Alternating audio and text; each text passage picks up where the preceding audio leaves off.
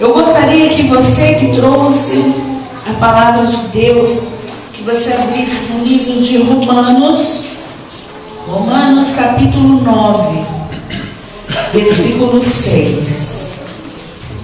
Todos acharam? Quem achou, coloca a Bíblia no coração. Se você não trouxe a Bíblia, põe a mão no coração. Se você precisa de ajuda para abrir, pede misericórdia, o obreiro vai até você e te ajuda. Amém? Feche seus olhos em nome do Senhor Jesus. Deus e nosso Pai, Senhor, nós queremos neste momento te pedir que o teu poder, Pai, possa estar neste lugar para falar, meu Deus, aos nossos corações aquilo que nós precisamos ouvir e aprender mais de Ti.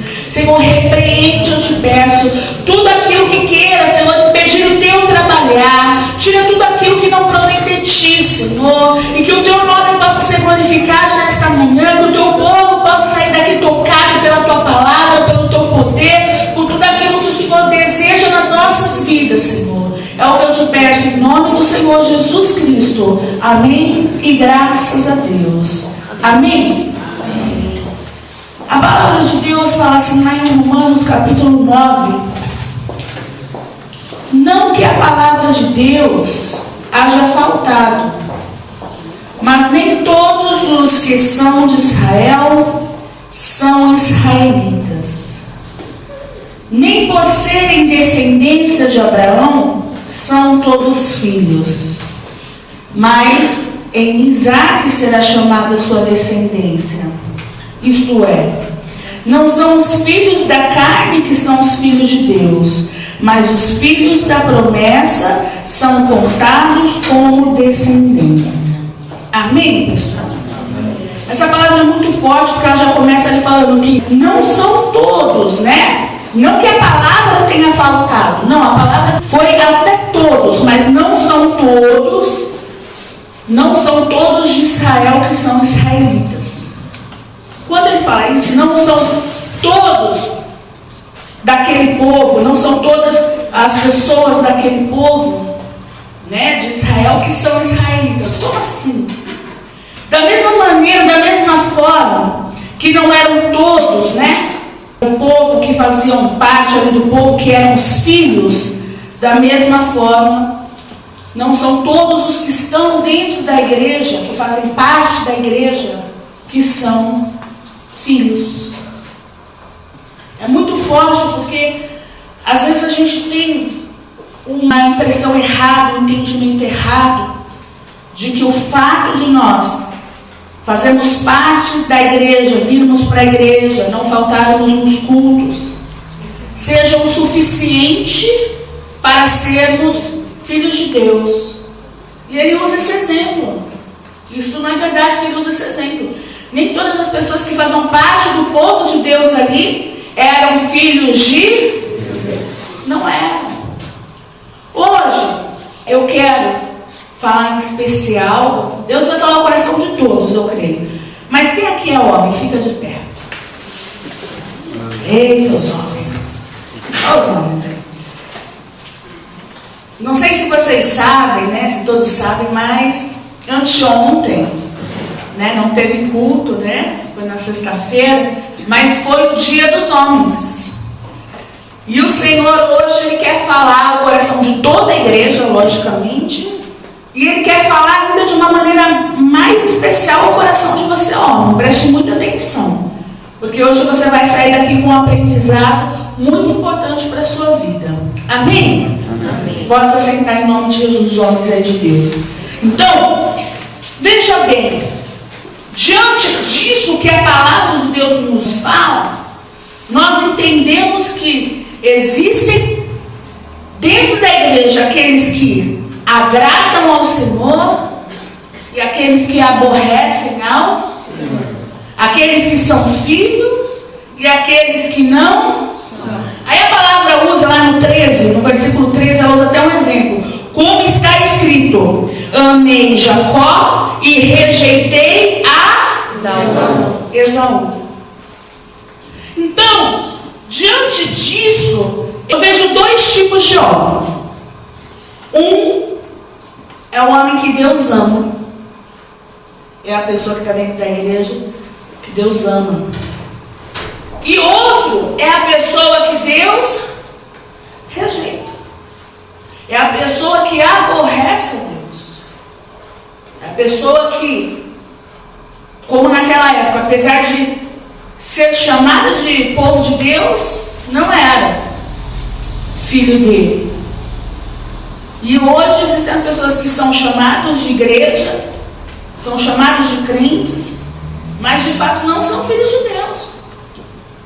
O que define são as atitudes. O que define se você vai ser um filho amado por Deus ou se você será rejeitado por Ele? O que define? Você mesmo. Você acha que Deus quer rejeitar alguém? Poxa, Deus nos criou, Deus nos ama, Deus tem planos, propósitos lindos, maravilhosos na nossa vida. Só que Deus, Ele não vai ser conivente com as coisas erradas. Deus, Ele não faz parte com a sujeira. Deus, Ele olha para a sua atitude. Se a sua atitude não for de fato a atitude de alguém que pode ser chamado de filho do rei, se o teu caráter é contrário a isso, o rei ele rejeita como filho. Porque você precisa honrar o nome de Deus e não envergonhar o nome de Deus. Mas para a gente entender direito essa história, nós vamos voltar lá no tempo. Vai lá, ó. Gênesis, lá atrás. Vamos entender por que Deus amava Jacó e Deus rejeitava Esaú. Abre lá, Gênesis, capítulo 25.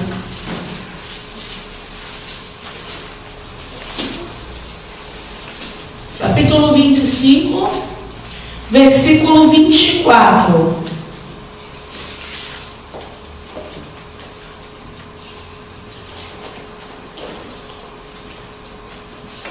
Vai olhando aí.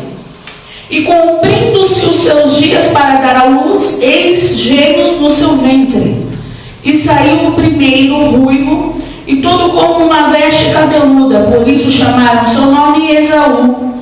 E depois saiu seu irmão, agarrado a mão ao calcanhar de Esaú, por isso lhe chamou seu nome Jacó.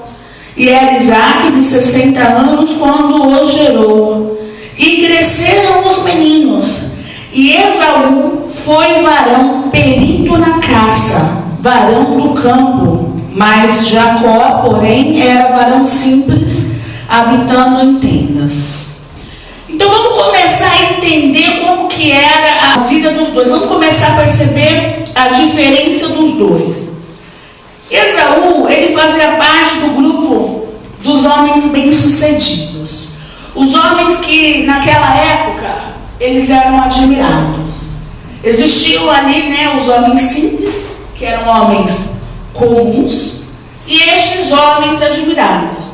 Esses homens admirados, eles eram homens de caça ou homens de guerra, como lá no caso de Davi, os irmãos dele eram homens fortes, homens de guerra, até aquele caso que quando o profeta chegou ali para Ungir, o profeta foi logo olhando ali, admirando, pela admiração, os padrões que o homem espera, Eles queriam ali um rei forte, um rei corajoso, um rei ali que tivesse, na verdade, uma aparência até que humana. Foi ali, procurado pelo profeta. E aí Deus fala para o profeta que ele quer quem? Davi, que era aquele simplesinho que estava ali no canto, aquele que parecia mais comum, que aos olhos humanos parecia comum, mas dentro dele não tinha nada de comum. Dentro dele existia uma diferença. Então, da mesma maneira aqui, Esaú, da mesma maneira como os irmãos de Davi lá eram admirados, Esaú ele fazia parte desses homens de caça. E esses homens, eles, para caçar, precisavam ser corajosos, precisavam ser fortes. E isso causava essa admiração. Você imagina que eles eram resistentes, porque é necessário resistência para eles ali suportarem o calor excessivo de dia, o frio excessivo de noite, aguardando o momento certo para poder realmente ali caçar, naquela época onde não existiam as armas que se existem nos dias de hoje. Então, Esaú ali, ele lutava para dispor do alimento, levar o alimento, o talvez você esteja se fazendo a seguinte pergunta: e qual é o problema? Mas qual é o problema, pastora? É ruim dele ser corajoso? É ruim dele levar o sustento para sua casa? De forma alguma. Pelo contrário, cadê os homens? Homens, você precisa ser corajoso. Você precisa entender que Deus te chamou para você sustentar a tua casa. Não só sustentar de maneira física, de maneira material, mas sustentar também de maneira espiritual. O que talvez não tenha acontecido no caso de Esaú. Você sabe qual é o problema? O problema é quando o homem ele deixa subir para a cabeça. O problema é quando o homem ele pensa que ele pode fazer todas as coisas com a força do seu próprio braço. Aí está errado. Quando o homem pensa que ele pode fazer tudo sem reconhecer que Deus precisa estar no seu caminho. Aí é o problema. E na vida de Esaú, talvez esse pensamento de que ele era autossuficiente, né? Esse pensamento de que ele era um homem muito forte, muito corajoso, talvez tenha feito ele tropeçar nos seus sentimentos, tropeçar nos planos de Deus aí, e acabou se dando mal. A gente percebe um pouquinho para frente, pula lá para o versículo 34, aí mesmo, onde você está. No versículo 34. Eu percebo, eu não vou falar muito, eu estou pulando, resumindo a história para chegar no meu objetivo. Mas esses dias mesmo eu preguei. O que acontece? Você percebe ali que Esaú, ele comete o pior erro da vida dele. Que é o que? Rejeitar a bênção de Deus. E a própria Bíblia diz que ele desprezou, diz que ele rejeitou. Lá no versículo 34 fala: Jacó deu o pão a Esaú e guisado das lentilhas. Ele comeu, bebeu, levantou-se e foi-se. E assim Esaú desprezou a sua primogenitura. A primogenitura era aquela bênção que nós já explicamos outras vezes, que é a bênção do Senhor, que era dada de maneira especial à vida daquele filho que veio, que nasceu primeiro. Então, veja que a essa altura do campeonato, ele já estava até rejeitando a bênção de Deus. Eu acredito que ele se achava tão autossuficiente a ponto de imaginar que a vida dele não necessitava daquilo de fato. Veja a diferença entre ele e Jacó. Ele ali no momento em que Jacó propõe aquela venda, ali no momento que Jacó propõe comprar a bênção em troca de um prato de lentilhas, ali Jacó ele queria aquilo, ele queria aquela bênção, mas Esaú não dava a mesma importância para aquela bênção. Não era questão de vida ou morte aquela bênção para Esaú. Para Esaú, aquilo era uma bênção, mas ele se virava bem sozinho.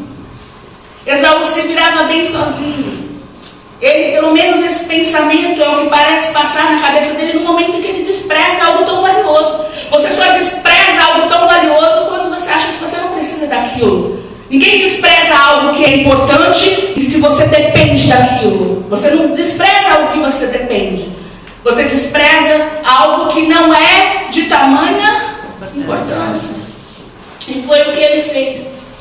Sabe? Ele acabou desprezando aquela bênção. E às vezes a gente acaba fazendo a mesma coisa. Eu vejo pessoas substituindo, sabe, a Deus, porque elas acham que elas podem vencer com a força do seu braço. Pode, principalmente o homem tem esse defeito de querer achar que vai resolver tudo sozinho. E às vezes fica só batendo com a cabeça. Porque é claro que Deus te chamou para vencer, para ser forte e corajoso, suprir as necessidades da sua família em todas as áreas, em todo o tempo. Só que você precisa confiar no poder de Deus. Você não pode menosprezar o fato de que se hoje você traz a comida para a tua casa, por exemplo, é porque Deus lhe permitiu respirar, Deus lhe permitiu acordar pela manhã. Deus lhe deu um emprego para que isso acontecesse. E às vezes você baixa a mão para eu sustentar a minha casa e fazer. Então as pessoas são dessa maneira. As pessoas geralmente elas são assim, sabe? Elas se colocam entre Deus e falam como se não necessitasse de Deus. Então você não pode ser desse jeito. Você tem que reconhecer Deus nos seus caminhos. Tem até uma crônica muito interessante que fala de uma família que estava passando necessidade. Essa família, ela orava. E quando não tinha o que comer, ela colocava sobre a mesa um jarro com água. E ela louvava o Senhor. Meu Deus, muito obrigado pelo que o Senhor nos entregou e tal. E aí o vizinho era espírita, o vizinho não conhecia Deus, olhava aquilo e falava assim, olha só, eu vou aprontar uma com eles, eu vou aprontar. Aí o vizinho foi lá, de tanto eles agradecer a Deus, aí o vizinho foi lá, olhou, fez uma compra enorme. Pensa numa compra enorme. Colocou lá na porta deles. Aí eles abriram a porta, oh, glória a Deus, glória a Deus. Fizeram a comida, prepararam o banquete. Aí eles foram lá sentar na mesa e agradecer ao Senhor, da mesma maneira como eles faziam todos os dias. Aí o vizinho foi e bateu lá na porta, olhando pela janela e falou, ah, vou pegar eles agora. Falou assim, ó, você está agradecendo a Deus por isso? Mas você sabe quem lhe deu isso daí? Fui eu, e eu não sou de Deus, eu sou do diabo. Aí, para querer envergonhar, né? Para querer envergonhar aquela família que era fiel a Deus. Aí, o pai daquela família, ele vira e fala, oh, glórias a Deus, glórias mais ainda. Eu falo, mas por quê? Eu acabei de falar que eu sou do diabo, é o diabo que te deu. Porque quando meu Deus manda, até o diabo obedece.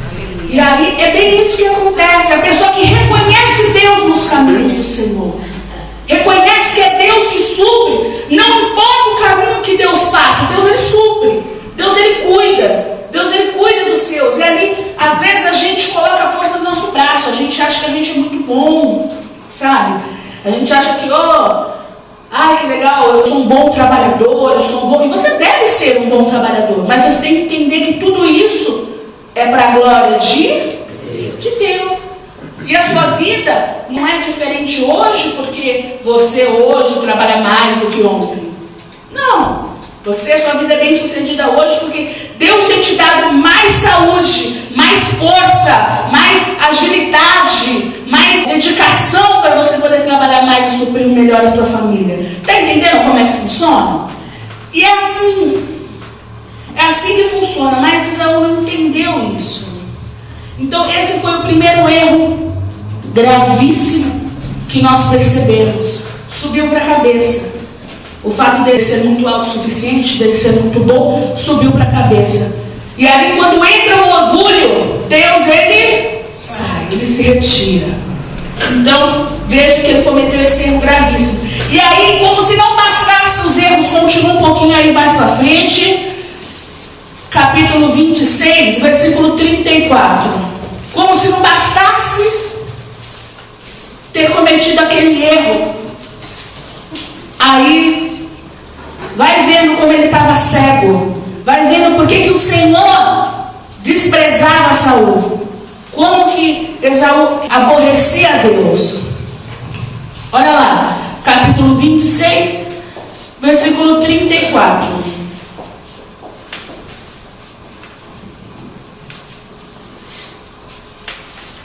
Ora, sendo Esaú da idade de 40 anos, tomou por mulher a Judite, filha de Beer, Eteu, e a Basemate, filha de Elon, o Eteu. E estas foram para Isaque e Rebeca uma amargura de espírito. Então veja que ele ali já corrompeu a descendência. Vamos pensar agora, vamos voltar um pouquinho no tempo. A promessa foi dada a Abraão, né? Não foi dada a Abraão a promessa? De que a partir dele viria uma descendência, viria o povo de Deus. Aí de Abraão veio Isaque, que é o filho da promessa. E de Isaque veio quem? Esaú e Jacó, que eram filhos de Isaac. Ou seja, cabia a eles fazer com que a descendência de Deus fosse seguida. Era a partir deles, né? Eles ali iriam continuar a descendência de Deus. Mas Deus, ele já sabia que o coração de Esaú, ele era um coração enganoso. Deus já sabia que Esaú gostava mais dos seus próprios desejos do que de agradar a Deus. Deus já sabia, tanto que lá atrás já existe uma profecia, e Deus já falava que eles iam se dividir, e um povo, uma nação, iria acabar no final lutando contra o outro. Deus já sabia, Deus já conhecia o caráter, Deus já nos conhece antes mesmo que a gente nasce. Deus, ele já sabe. E ali vai vendo a situação. Ele pega e se une, ou seja, ele corrompe a descendência. Ele se une às pessoas ali que não faziam parte da descendência do povo de Deus, onde tinha que se multiplicar. Ele se une àquelas pessoas, causando a Isaac uma amargura, o quê? De espírito. Causou o coração de Isaac uma grande amargura. Por quê? Porque Isaac, ele se colocou como sacrifício no altar. Isaac esperou até os seus 40 anos para que fosse o momento certo do seu pai mostrar qual era a mulher que ele tinha que tomar para ele. Olha a diferença de Isaac. Isaac queria realmente fazer a vontade de Deus. E com isso ele fazia a vontade do pai dele, que era um homem de Deus, que estava ali obedecendo às promessas de Deus. Mas Esaú, por sua vez, ele já foi se misturando. E aí eu olho e eu vejo o seguinte: diante disso, o fato dele se unir, né, ter desejos pelas mulheres erradas, pelas mulheres que não eram de Deus, ele deixou de estar apto para ser a descendência de Deus. E apesar dele ser a descendência carnal, como diz lá em Romanos, a família dele ali, a continuidade não foi de filhos. Então, para pensar. Para pensar. Você tem que hoje, sabe, parar e refletir. Poxa, eu me unir a quem não é de Deus pode trazer tamanha tragédia, pode me deixar inapto a cumprir a vontade de Deus, a fazer a obra de Deus, pode me deixar inapto a receber as promessas de Deus. Olha só como isso é sério. Foi o que aconteceu com ele. Ele corrompeu ali a descendência. Ele se uniu a quem não deveria se unir. Vai vindo. E às vezes você tem pressa. Você tem pressa. Se você tem pressa, você vai se corromper mesmo. Ao contrário, aqui vamos fazer um comparativo de Jacó. Jacó estava disposto a obedecer o seu pai e não se unir com o povo que corromperia a sua descendência. Só que você que conhece a história de Jacó e vê lá para frente, sabe o quanto Jacó teve que lutar para ter uma mulher realmente digna do lado dele, para ter uma mulher do povo de Deus do lado dele. Você sabe? Foi um dia? Foi 2? Foi quanto tempo? 7 nada, foi 14. Porque a mulher que ele queria mesmo foi 14 anos lutando.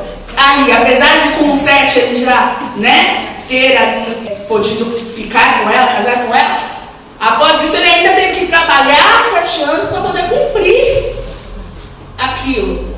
Então, esperar é para os fortes. Os fracos pensam com o coração. Os fracos abrem mão das promessas de Deus, dos sonhos de Deus, para poder se unir a qualquer mulher. Porque os fracos olham a aparência. Os fracos é bem diferente de Jacó. Os fracos são como Esaú. E apesar dele ser tão forte, né? Ele tinha ali a sua força física, apesar de ele ser ali, né, um homem admirado da caça,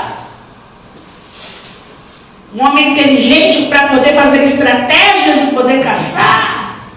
Apesar de fisicamente ele ser dessa maneira, espiritualmente ele era burro, espiritualmente ele era fraco. Ele era burro, vendeu suas promessas, dá para perceber.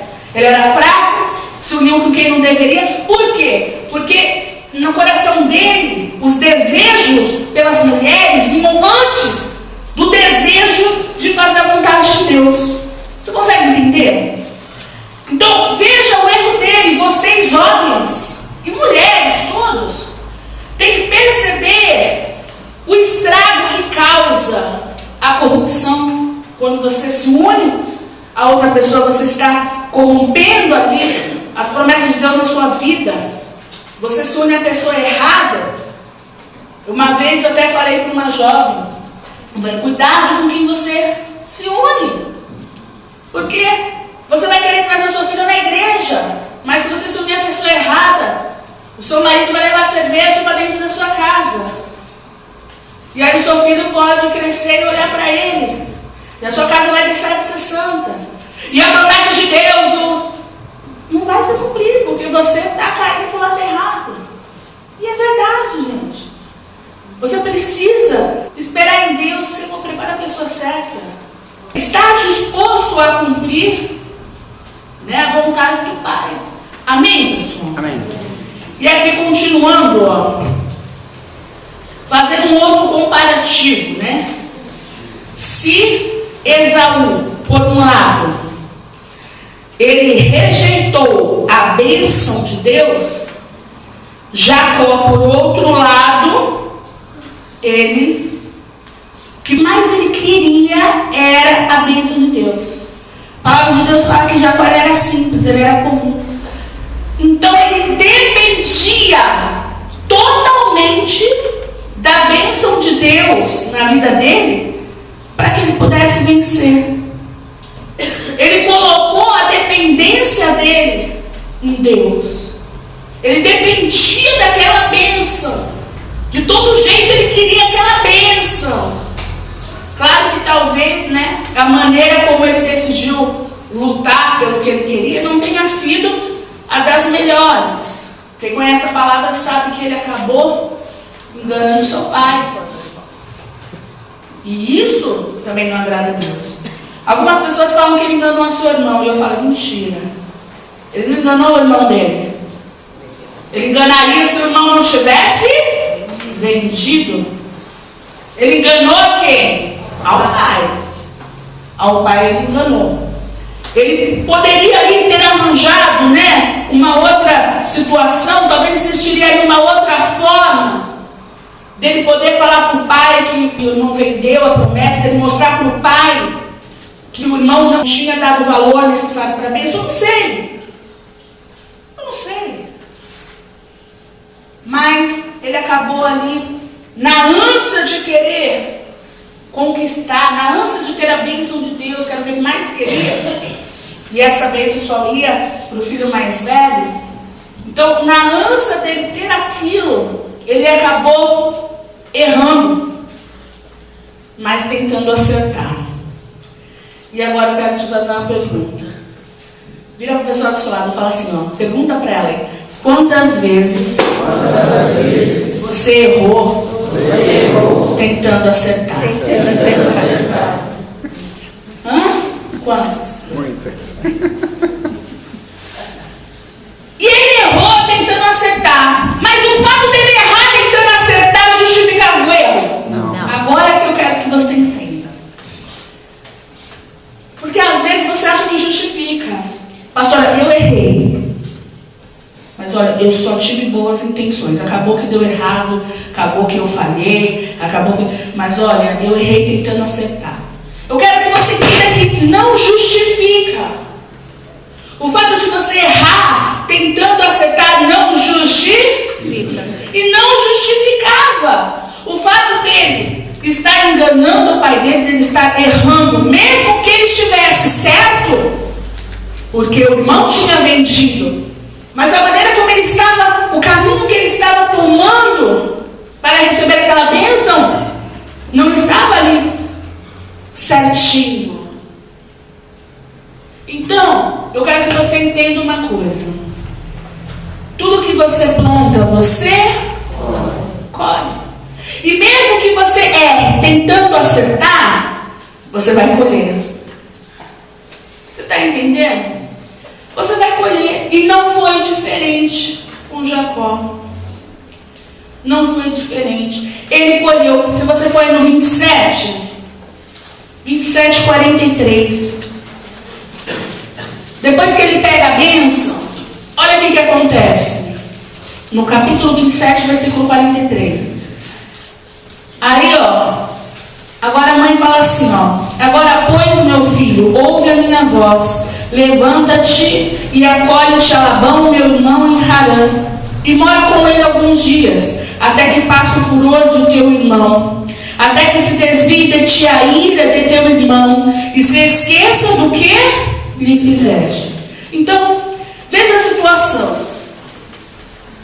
Tudo que você planta, você colhe, mesmo que tentando acertar.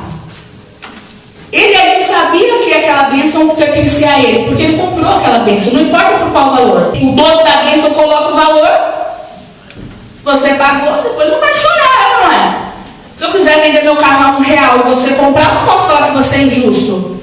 Se eu quis colocar o preço do meu carro a R$1 e você pagou, e eu fiz um contrato, dei minha palavra com você, vai ser R$1, ponto final. Não adianta depois eu virar para você e falar, você me roubou, porque meu carro não vale R$1. Ora, mas se foi esse valor que eu dei, você está entendendo?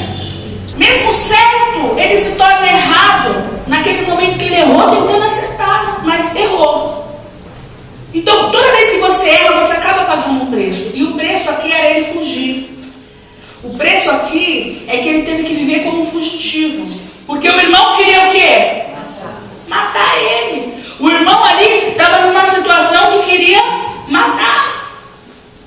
É muito engraçado, porque tem gente que quer comer Esaú. Esaú não vendeu?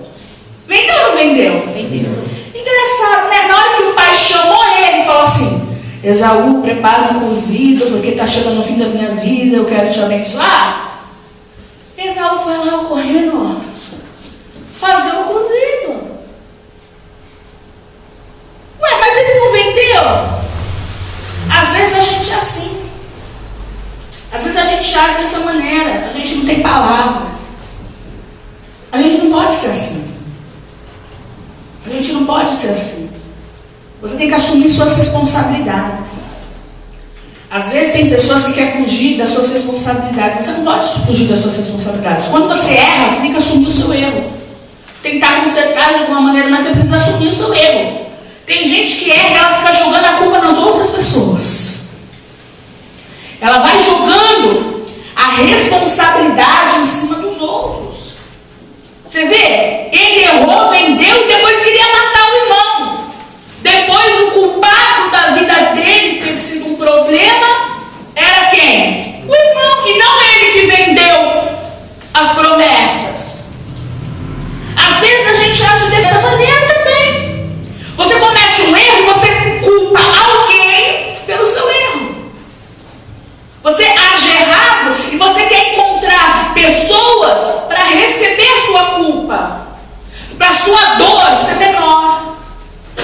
Então você procura pessoas para dividir a sua culpa. Consegue entender? O que é total falta de caráter. Porque é mais bonito você reconhecer, eu errei, eu falhei, isso aconteceu porque eu dei brecha, isso aconteceu porque eu fiz isso. Você precisa reconhecer os seus erros e não ser como foi Esaú. Não ser como ele foi. E Esaú foi errado. E Jacó? Jacó também agora. Jacó também, não com Esaú, mas com o pai. Mentiu, enganou. Enganador. Fez jus do nome. E aí, o que acontece? Eu pergunto para você agora, será o fim? Será o fim? Pergunta para o seu lado, será o fim? Para Para você que errou tentando acertar, eu te pergunto, é o fim? Porque talvez você foi essa pessoa e você fala, acabou, já era. Acabei com tudo, estraguei tudo. Já era, vou desistir. Porque desistir é a atitude dos fracos. Os fortes dobram o joelho, pede perdão para Deus, reconhece a bobeira que fez, reconhece quando faz a coisa feia. O problema é que as pessoas não reconhecem. Elas erram, até quando elas chegam para falar com as pastoras, com os obreiros, elas já vêm se justificando já. Ó, pastor, eu errei, mas deixa eu te explicar a razão. Não importa. Você está entendendo? Não, pastor, eu errei, mas ó, deixa eu explicar. Também não olha, se coloca no meu lugar. Eu falo, se eu colocar, você não ia errar. Olha só, porque a senhora é pastora. Não. Porque tem que ter a diferença entre aquele que é de Deus e aquele que não é. O que é de Deus, ele tem que aprender a resistir, ele tem que aprender a agir corretamente, ele tem que aprender a fazer as escolhas certas. Mas talvez você chegou e fez errado. Aí, talvez você está colhendo, né? Está colhendo, porque você vai colher. Se errou, você colhe. E talvez você está colhendo. E na hora da colheita, a pessoa quer desistir. Pensou se ele, na hora dele ter que fugir, dele ter que agir, dele ter que colher, ele falasse assim, eu vou me entregar, eu não me mata logo. Não. Era colheita, ele ia ter que passar por aquilo. Então, às vezes você tem que passar pela colheita, mas você tem que começar a plantar coisa boa para você parar de colher coisa ruim. Talvez você está colhendo hoje algo ruim que você plantou. Só que se você não começar a plantar coisas boas, você nunca vai colher as coisas boas. Jacó saiu ali. E aí eu fico pensando, vamos voltar de novo lá para a promessa. Abraão era o melhor amigo de Deus. Abraão era tão justo, tão correto, tão maravilhoso, que foi um homem que se tornou amigo de Deus. Vai vendo, algo maravilhoso. Naquela época, porque Jesus depois nos chamou de amigo, mas naquela época, onde era olho por olho, dente por dente, onde o homem já tinha estragado com tudo, Deus vem e olha o homem e se torna amigo desse homem. Então, veja que Abraão tinha um caráter maravilhoso. Aí ele teve um filho que é Isaac. Isaac já nasceu sendo sacrifício. Isaac menino já aprendeu. Tua vida vai ser no altar.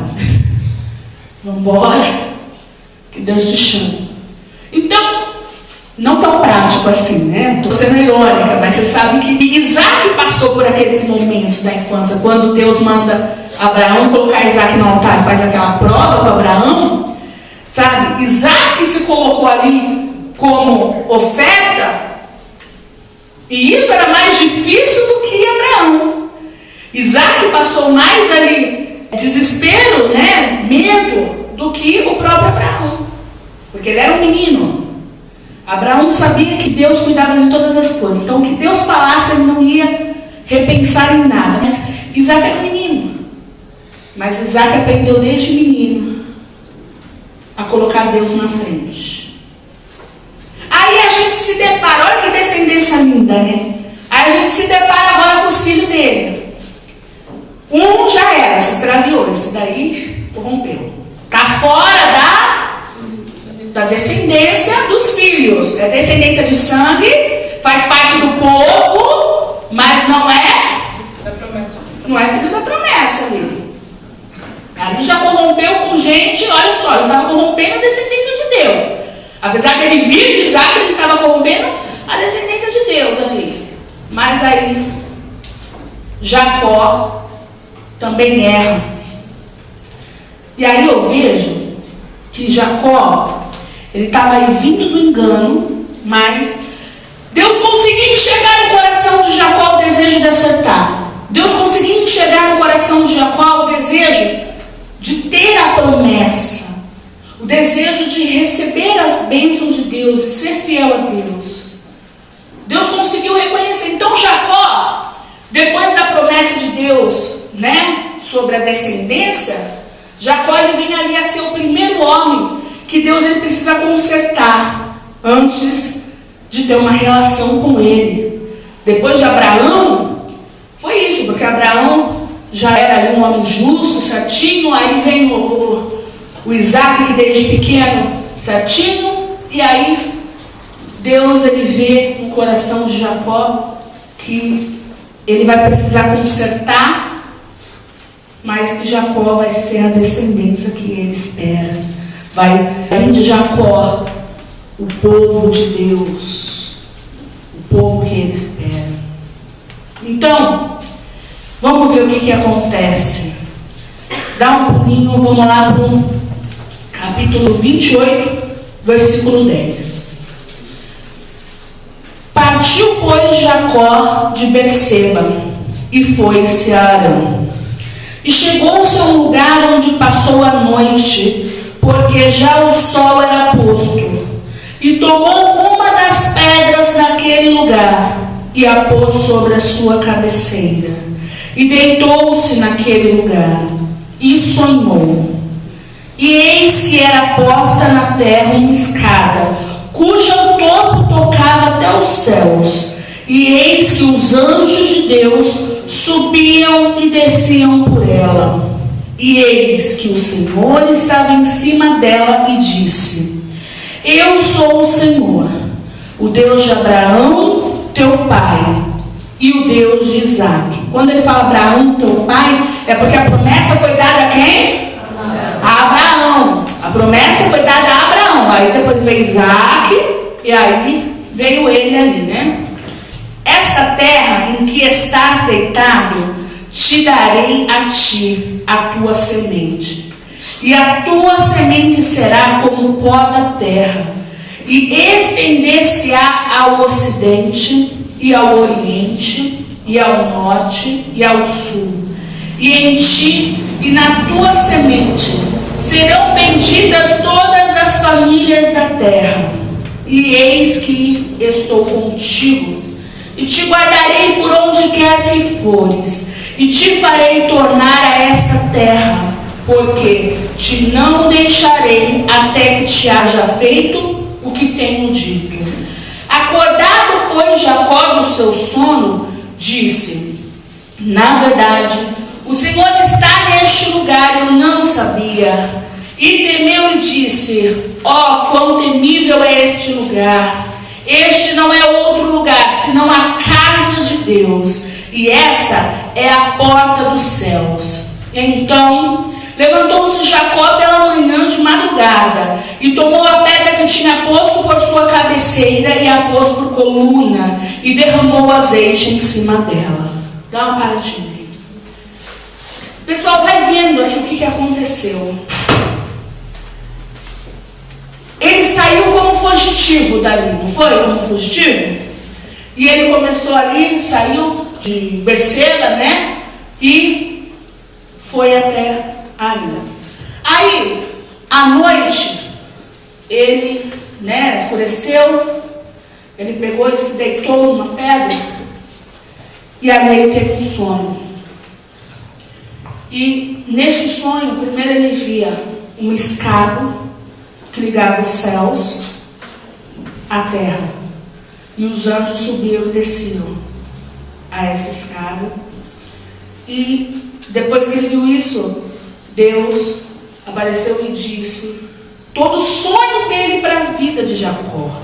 Deus apareceu e contou para ele qual era o sonho, qual era a promessa que ele tinha com o avô, o pai, Abraão, o pai na fé, mas até então o seu avô, que foi falado lá atrás. Aquele sonho, aquela promessa, Deus ele revela. Deus ele revela naquele lugar para Jacó. E aí vai vendo o que ocorre. Eu estava lendo essa palavra, eu estava analisando essa escada. E eu estava me lembrando, né, de quando o Senhor Jesus, lá em João 1,51, ele fala assim, que ele é a escada que é posta, né, entre a terra e os céus, aonde os anjos sobem e descem por ele. E aí, eu olhando isso, eu já percebi o Senhor Jesus nessa história, desde lá, quando ele era o verbo, né? E hoje já não tem o Senhor naquela história, porque, veja bem, Jacó ali, ele chegou até aquele lugar, sendo um fugitivo, sendo um enganador. E aquele lugar foi o marco do concerto. Aquele lugar foi o marco da vida dele, porque ele saiu daquele lugar sendo o homem que iria cumprir as promessas de Deus, fazer com que as promessas de Deus se cumprissem. Veja que ali foi o marco. E aí eu estava trazendo isso para as nossas vidas. Eu acordei de madrugada para fazer essa palavra, e Deus falando no meu coração, eu fui ficando maravilhada. Porque nós temos hoje o Senhor Jesus, que é essa escada. O Senhor Jesus é o caminho que nos leva ao Pai. Ele é o único caminho, é o caminho, né, que nos leva a Deus, que nos leva aos céus. Então, se nós não tivermos Jesus como escada, nós não chegaremos até Deus. E hoje nós temos esse Jesus aqui, revelado, já mostrando para a gente o que Ele quer, o que Ele deseja. Hoje, você não precisa sonhar, acordar, ter visão. Hoje está aqui, ó. Já te foi revelado tudo. O que Jesus quer na sua vida. Jesus quer consertar a sua vida. Jesus quer consertar os teus caminhos. Ele quer que esse marco aconteça. Ele quer que o teu nome, a tua fama errada até aqui morra. E a partir de hoje, renasça daqui para frente uma nova história. Ele quer escrever uma nova história. Se até aqui a sua história foi escrita por você, pelas suas atitudes, pelos seus desejos, Ele quer agora escrever daqui em diante a sua história. Ele quer mudar a tua vida. Jacó, a vida dele mudou. Ele dormiu sendo uma pessoa. Quando ele acordou sendo outra pessoa. Ele acordou ali com a força que ele não tinha, com o entendimento que ele não tinha. Ele acordou ali para fazer acontecer. Meu amado, está na hora de você acordar e fazer acontecer. Está na hora de você, sabe, determinar que, olha, o Senhor vai ser um marco na minha vida. Hoje vai ser um marco da minha vida. Se até aqui eu errei, mesmo que tentando acertar, você está entendendo? Mesmo que tentando acertar, errado é errado, mesmo que tentando acertar. E aí Deus, ele muda a vida dele. Por isso, quando ele acorda, ele pega uma pedra, ele vai até ali a pedra que ele espetou, né? Ele pega a pedra e ali ele derrama azeite na pedra. E a partir daquele dia ele ia se lembrar de que a vida dele mudou ali. A partir daquele dia ele ia se lembrar aonde foi que Deus mudou a história dele. Aonde foi que Deus começava a mudar tudo. Era só o início da mudança, mas já era um marco. Lá na frente o nome dele seria outro. Ele era Jacó, né? E ele nasceu ali segurando o pé do irmão. Já teve nome de ladrão logo quando nasceu. Já teve o nome dele. E depois ele engana o pai, enganador. Fez jus ao nome. E aí, depois disso, Deus muda o nome dele. Deus passa a chamá-lo de Israel. E depois vem os filhos de Israel, que é por onde iniciou-se aí, né, toda uma geração do povo de Deus. Aconteceram muitas coisas que nós já conhecemos, muitas delas. Mas, gente, eu quero que você pare para pensar neste momento, no marco, na virada, na situação dele. Ele estava ali, gente, ó, sem saída. Sem saída. Ele que era um rapaz comum, simples, habitava em tendas. Ele não sabia se virar como seu irmão. O irmão dele sabia se virar, mas ele não.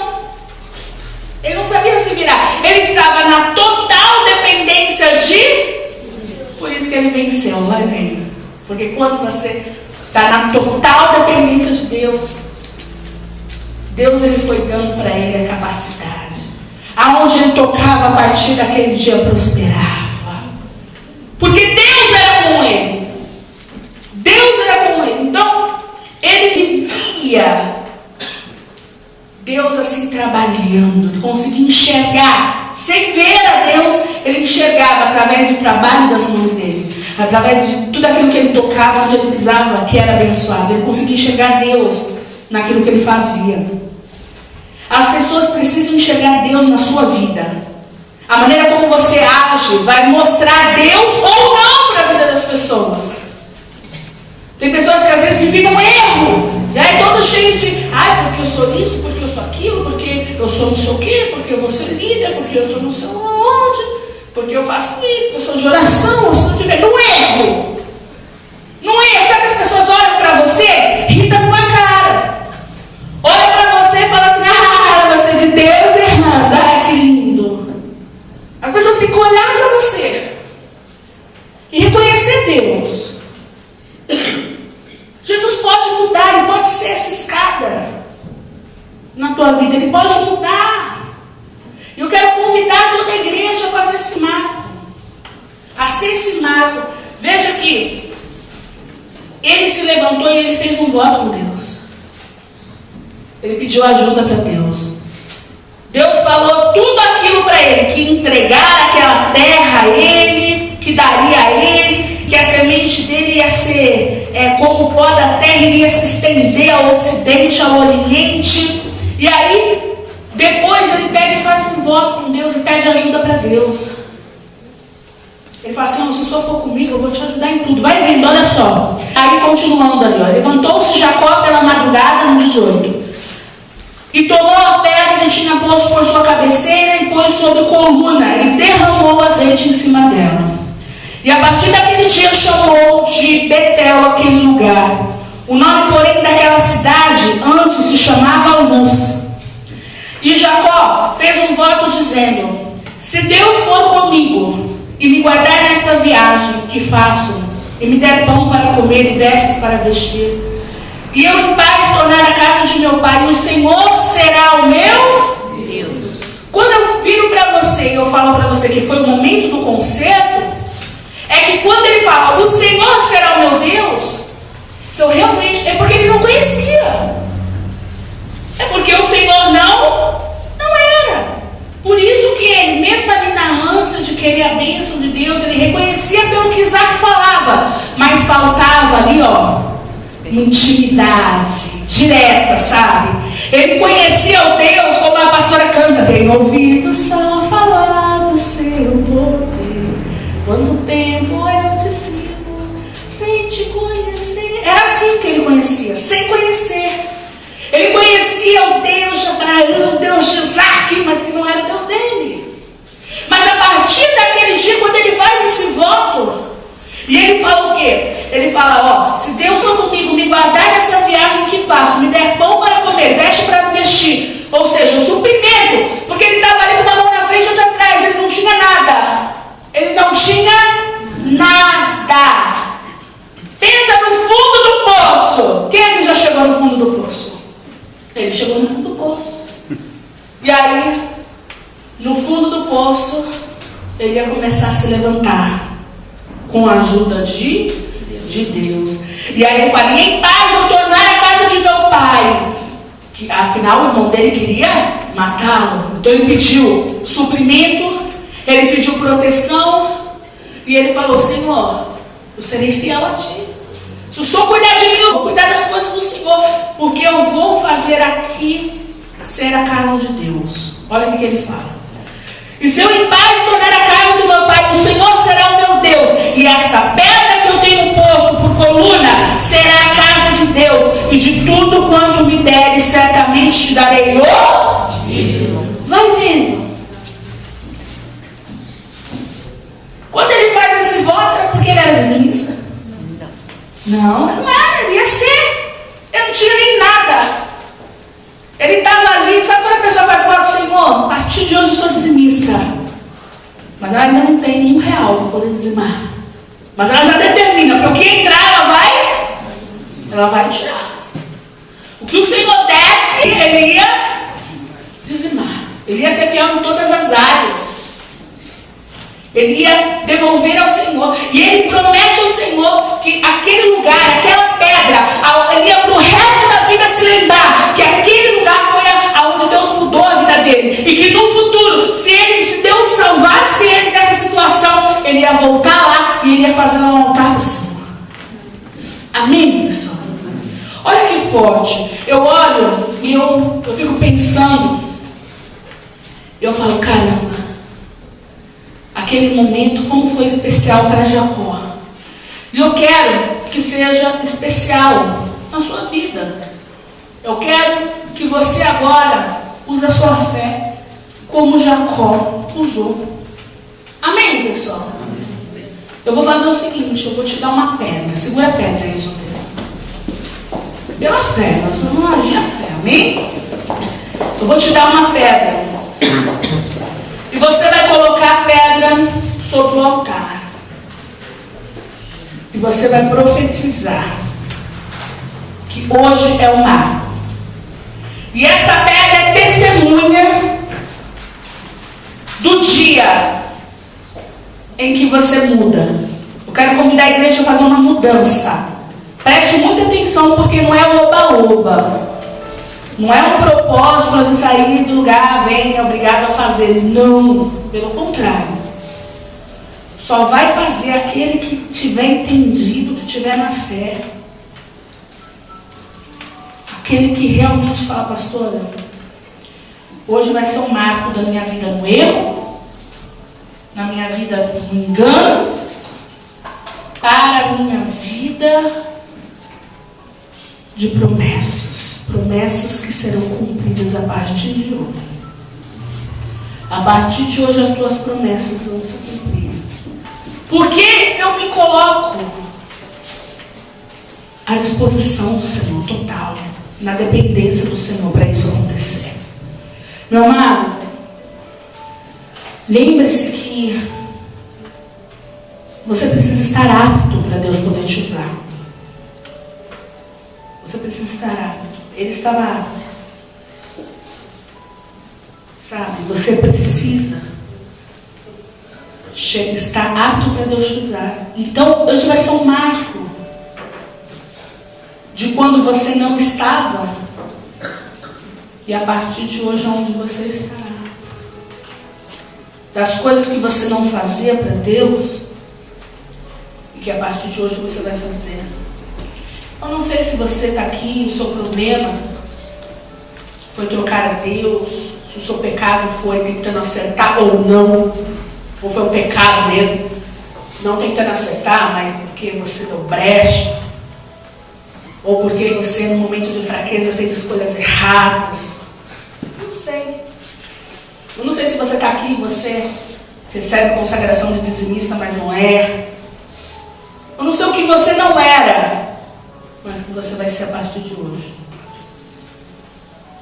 Pastor, eu não era o exemplo, e você a partir de hoje. Homens, eu não estava sendo o que Deus me chamou para ser. Você vai ser a partir de hoje. O que você não era, o que você será a partir de hoje. Os planos de Deus têm que se cumprir na sua vida. As promessas de Deus precisam se cumprir. E vão se cumprir na vida de todo aquele que deixar. Amém, pessoal? Amém. Você vai fazer um voto com Deus. Você vai vir aqui na frente. Daqui a pouquinho você vai pegar essa pedra. Você vai fazer um voto com Deus. E você vai falar, Senhor, eu vou lutar. Eu vou lutar para que as promessas do Senhor se cumpram. Porque promessas existem. Mas o cumprimento delas só acontece se você lutar. Ele ali prometeu para o Senhor: Senhor, eu vou levantar aqui um altar no Senhor. Porque naquela época o Senhor falava externamente, era do lado de fora. Por isso que ele teve um sonho, visão, do lado de fora. Naquela época Deus, ele habitava em templos humanos, feito por mãos humanas. Mas hoje, o altar do Senhor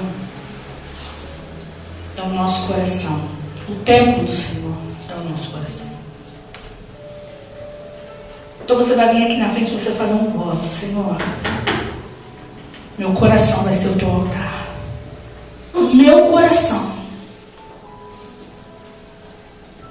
que estava no erro, no pecado, na mágoa, na depressão, eu retiro o meu coração das mãos de Satanás e eu derramo aqui agora, para o Senhor morar dentro de mim. Você tem fé, igreja? Você tem fé para tomar uma atitude na tua vida? Ser templo de Deus a partir de hoje? Então, essa vai ser a pedra do marco, a pedra do antes e depois. Você vai vir aqui e você vai escrever o teu nome. Você vai subir no altar, dobrar o seu joelho e você vai colocar aqui. E você vai ver o milagre acontecer. Você vai voltar para o seu lugar e eu vou derramar o azeite. E nós vamos derramar e vamos falar: Senhor, aqui eu